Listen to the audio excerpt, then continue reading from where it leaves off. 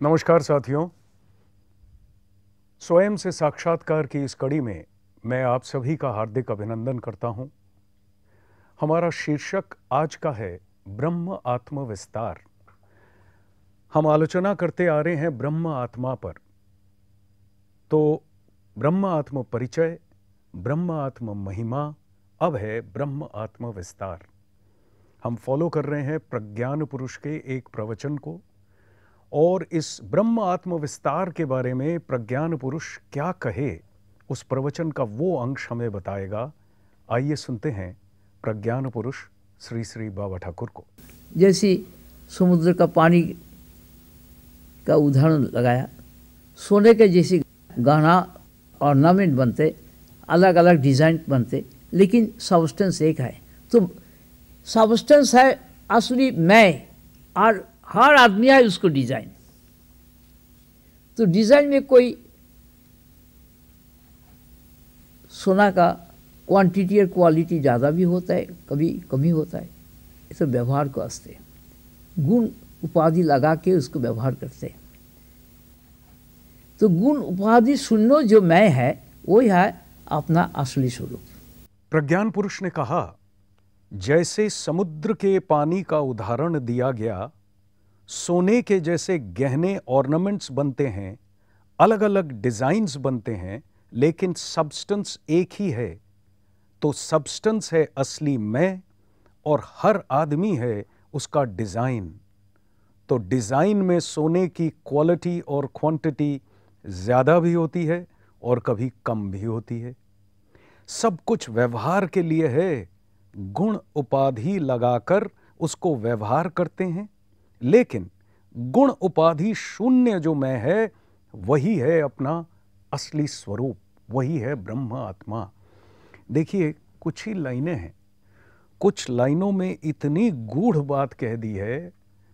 शुरू किया समुद्र के उदाहरण, गहनों से करके आगे बढ़े, तो हम पहले उसी उदाहरण पे चलते हैं जो कि समुद्र का उदाहरण है।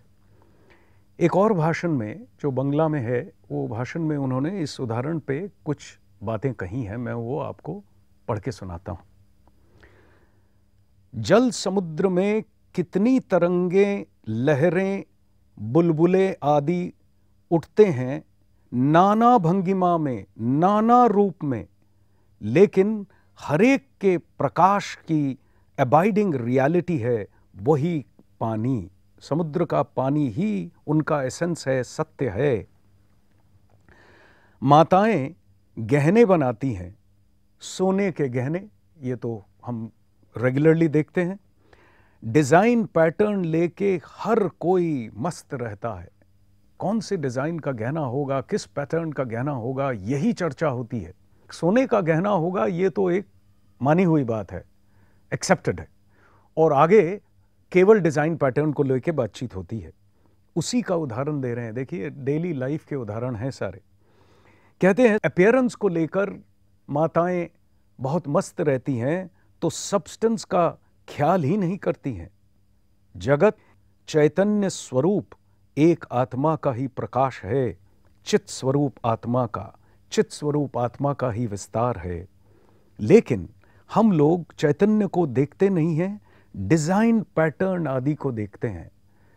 गौर करिएगा, ये इंसान मुझे पसंद है, ये नहीं है। ये सामान मुझे पसंद है, ये नहीं है। ये घटना बड़ी गलत हो गई, अरे वो घटना तो बड़ी अच्छी हुई। ये कपड़ा ठीक है, ये नहीं है। हर कदम पर पसंद नापसंद, अच्छा बुरा, राइट रॉन्ग, इसके ऊपर हम जीते हैं। दो के साथ, मिनिमम दो के साथ हमारा कारोबार हमेशा चलता रहता है। कभी भी 24 घंटे के दिन में अगर 8 घंटे सोने के निकाल दिए हम लोगों ने, जो 16 घंटे बचे, उस 16 घंटे में शायद ही हम कभी उस एसेंस के बारे में, उस तत्व के बारे में, जो असली सच्चाई है, उसके बारे में सोचते हैं। किसी दूसरे को देख के चार बातें या अच्छी बोलते हैं या बुरी बोलते हैं या क्वाइट रहते हैं, लेकिन किसी दूसरे को देख के वो भी वही चैतन्य का रूप है जो मैं हूं, ये ख्याल नहीं आता है। तो ये एक ऐसी चीज है, ये जो प्रक्रिया है, हम बारंबार सद्गुरु वाणी पढ़ते हैं और पढ़ के मनन करने की कोशिश करते हैं, यही एक प्रक्रिया है जो हमें धीरे धीरे इस आदत में डालेगी। ये आदत उसके बाद अगले कदम पे जाके एक स्वभाव में बदल जाएगा।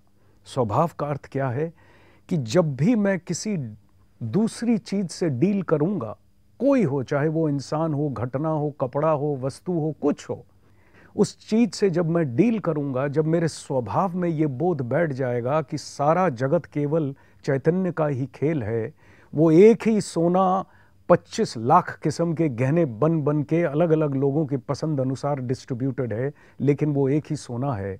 समुद्र का पानी वो एक ही पानी है जो अरबों अरबों लहरों तरंगों के रूप में प्रतिभात होता है, कोई बड़ा कोई छोटा। कहते हैं ना, क्वालिटी और क्वांटिटी में फर्क आ रहा है। तो ये ख्याल जब मेरे अंदर सक्रिय होगा तो कभी भी ये नानात्व बहुत्व से मैं प्रभावित नहीं होऊंगा। हमने पिछली कड़ी में देखा था कि ये जो वननेस का, अपनेपन का भाव आ जाएगा। चीफ जस्टिस का एक उदाहरण हमने पिछली कड़ी में डिस्कस किया था। तो ये चीफ जस्टिस साहब प्रेम भाव से कैसे कुछ भी सहन कर लेते हैं, लेकिन किसी दूसरे से ये सहन करेंगे या नहीं करेंगे नहीं पता। नाती है उससे कर लिया, दूसरे से करेंगे या नहीं करेंगे नहीं पता। तो ये भाव जब कंप्लीटली टोटली ऑल अराउंड हो जाएगा, मन ही में कम से कम प्रतिष्ठा होना पूर्ण रूप है, और मन ही में ये भाव का रहना हमेशा ये होगा जब स्वभाव में ये चीज बैठेगी। फिर उसके बाद वो परिपक्व होते होते होते होते अपनी पराकाष्ठा में पहुंच के यही स्वभाव स्वबोध में बदल जाएगा। हम अपने आत्मबोध में पूर्ण रूप से प्रतिष्ठित हो जाएंगे। तो चलें, क्या कहते हैं प्रज्ञान पुरुष आगे। अब जब कोई गुरु के पास जाता है तो गुरु उसको याद दिला देता है, तू केवल डिजाइन पैटर्न देख रहा है, अरे तू भूल गया है तू कौन है, तू अपने को ही ढूंढ रहा है। रूप से रूपांतर, नाम से नामांतर, भाव से भावांतर, बोध से बोधांतर। तू अपने आप को ढूंढ के कहीं नहीं पाएगा रे, बाहर कहीं भी तू अपने आप को ढूंढ के नहीं पाएगा। तू खुद ही खुद को ढूंढ रहा है। तो विद्यार्थी क्या बोलता है, शिष्य क्या बोलता है, अरे ये आप क्या कह रहे हैं। तो गुरु कहते हैं, हाँ रे, तू खुद ही खुद को ढूंढ रहा है। इतना बड़ा प्रपंच देख के तेरी आंखें चौधिया गई हैं, तू बुद्धू बन गया है रे, तू बुद्धू बन गया है। बोले, हाँ मैं इतना बड़ा बुद्धू बन गया। तो गुरु कह रहे हैं कोई बात नहीं है, तुरंत आश्वासन दे रहे हैं, कह रहे हैं कोई बात नहीं है, तू इस प्रपंच को हटा दे, जिस कारण से तू बुद्धू बना है उसको तू हटा दे। तू ये इस चीज को हटा के, ये केवल पैच वर्क है रे, एक कोटिंग है और कुछ नहीं है। सच्चाई नीचे है, ऊपर एक पैच किया हुआ है या एक कोटिंग दी हुई है। इस कोटिंग को हटा दे, इस पैच को हटा दे, इतनी सी बात है और आगे कुछ नहीं है। तो एक उदाहरण दे रहे हैं जो हमारे रोज के जीवन का उदाहरण है। तो गुरु क्या काम कर रहे हैं, देखिए आगे क्या कहते हैं। गुरु जो काम कर रहे हैं वो कैसा है जानते हो। एक धोबी जैसे हमारे गंदे कपड़े साफ करके हमें साफ कपड़े पहनने का अवसर देता है, एक नाई जैसे हमारे बाल, हमारी दाढ़ी आदि काट कर हमें खूबसूरत सही दिखने में बना देता है, बिल्कुल उसी प्रकार ये जगत का जो द्वैत बोध है, ये जगत में जो फंसने का बोध है, ये जो पैच वर्क है, इस पैच वर्क को गुरु हटा देते हैं। इसलिए इन दोनों को, कौन, ये नाई और इस धोबी को कहा जाता है समाज के विशेष दोस्त। देखिए क्या संज्ञा दी है। हम लोग धोबी और नाई को बारे में क्या सोचते हैं कभी कि ये समाज के विशेष दोस्त हैं। जमादार के बारे में भी यही बात कही है उन्होंने। एक ज़माने में प्रथा थी जमादारों की, आजकल तो फ्लैट्स हो गए हैं, बहुत जगह पे ये प्रथा चली गई है। तो वो जो मैल है, गंदगी है, उसको साफ कर दिया करते थे, जिसके बगैर हमारी नालियाँ, हमारी सारी चीज़ें ब्लॉक हो जाएंगी। समाज के दोस्त, अगर ये कैटेगरी, ये चीज़ जहन में रहेगी तो उनके प्रति कभी भी हमें एक नीचा बोध नहीं आएगा। आजकल हम खुद ही वही काम करते हैं, फ्लैटों में जो रहते हैं, अक्सर ये जो जमादार काम किया करते थे वो काम खुद ही करते हैं।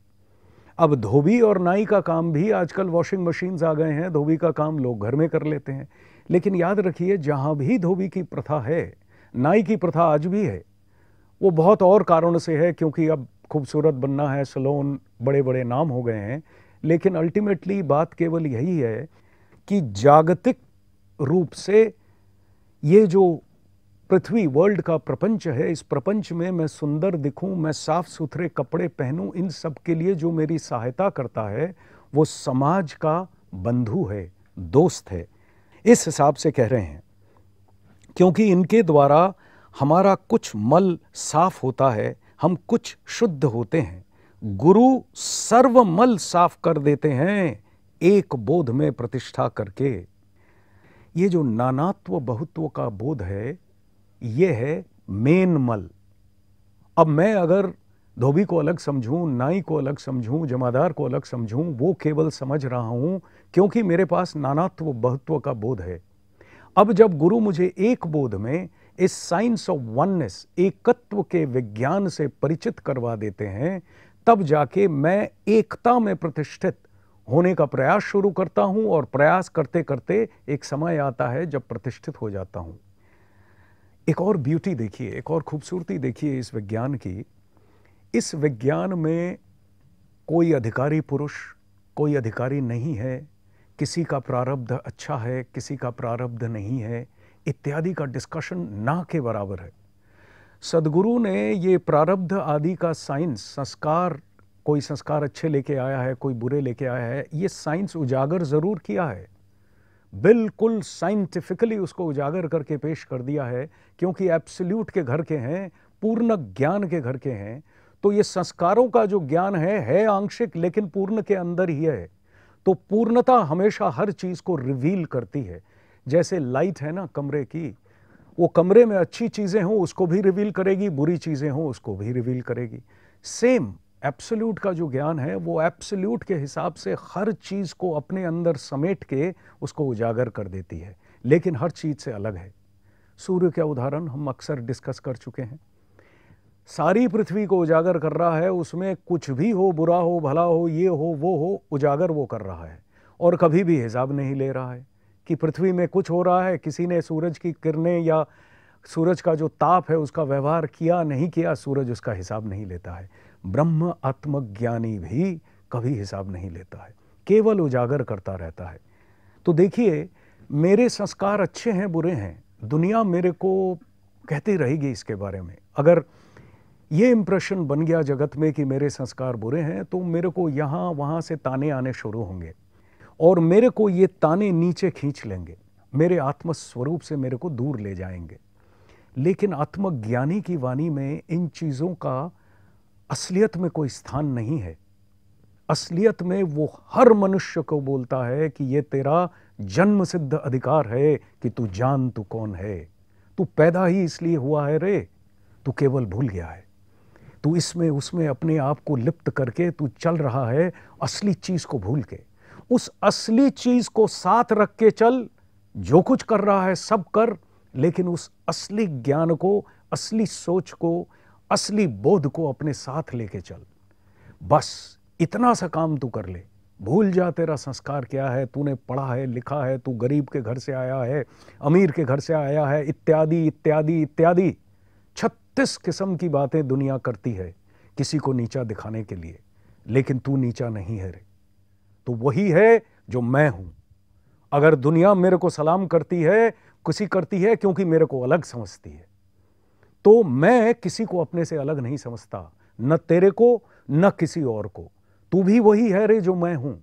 तो ऐसी प्रेरणा देते हैं जिसके अंदर इन सब विपरीत भावों का, जिन भावों से हम लोगों के अंदर एक विपरीत भावना, एक नीचेपन की भावना पैदा होती है, उसको कभी भी वो बढ़ावा नहीं देंगे। दोस्तों, इतना इंटरेस्टिंग सब्जेक्ट है, क्या बताएं, समय निकल के चला जाता है, पता भी नहीं चलता है। तो आइए प्रथा अनुसार हम लोग प्रज्ञान पुरुष श्री श्री बाबा ठाकुर का एक उद्गत भजन सुनते हैं, और ये ब्रह्म आत्म विस्तार, इस कड़ी को हम जारी रखेंगे। चलते रहेंगे जब तक ये ब्रह्म आत्म विस्तार पे जितनी कुछ बातें मैं एकत्रित कर पाया हूँ वो सामने परिवेशन नहीं हो जाती हैं। इन बातों को बोलता हूँ और मैं खुद ही आनंदित होता हूँ। तो आप आनंदित होते हैं, मैं आनंदित होता हूँ, हम सब अपना अपना पाठ पढ़ रहे हैं, स्वाध्याय कर रहे हैं। आइए सुनते हैं एक उद्गत भजन। सत्य ज्ञानानंद गुरु ईश्वर आत्मा ब्रह्म स्वयं। सत्य ज्ञानानंद गुरु ईश्वर आत्मा ब्रह्म स्वयं। सर्वबोध के अधिष्ठान सर्वबुद्धि के साक्षी परम। सर्वबोध के अधिष्ठान सर्वबुद्धि के साक्षी परम। सत्य ज्ञानानंद गुरु ईश्वर आत्मा ब्रह्म स्वयं। हृदाकाश स्थित गुरु सदा सद्विलक्षण निराभास निराकार शुद्ध बोध निरंजन। भेदातीत द्वन्द्वातीत भावातीत सर्वसम। भेदातीत द्वन्द्वातीत भावातीत सर्वसम। सच्चिदानंद भूमा गुरु स्वयं में स्वयं पूर्ण। सच्चिदानंद सच्चिदानंद सच्चिदानंद सच्चिदानंद सच्चिदानंद भूमा गुरु स्वयं में स्वयं पूर्ण। सत्य ज्ञानानंद गुरु ईश्वर आत्मा ब्रह्म स्वयं। अनादि आदि गुरु सर्व कारण के कारण। अनादि आदि गुरु सर्व कारण के कारण। स्वतः स्फूर्त स्वतः सिद्ध स्वबोध में मगन। स्वतः स्फूर्त स्वतः सिद्ध स्वबोध में मगन। स्वसंवेद्य स्वानुभव स्वस्वरूप आपन। नित्य शुद्ध बुद्ध मुक्त स्वभाव सनातन। सत्य ज्ञानानंद गुरु ईश्वर आत्मा ब्रह्म स्वयं।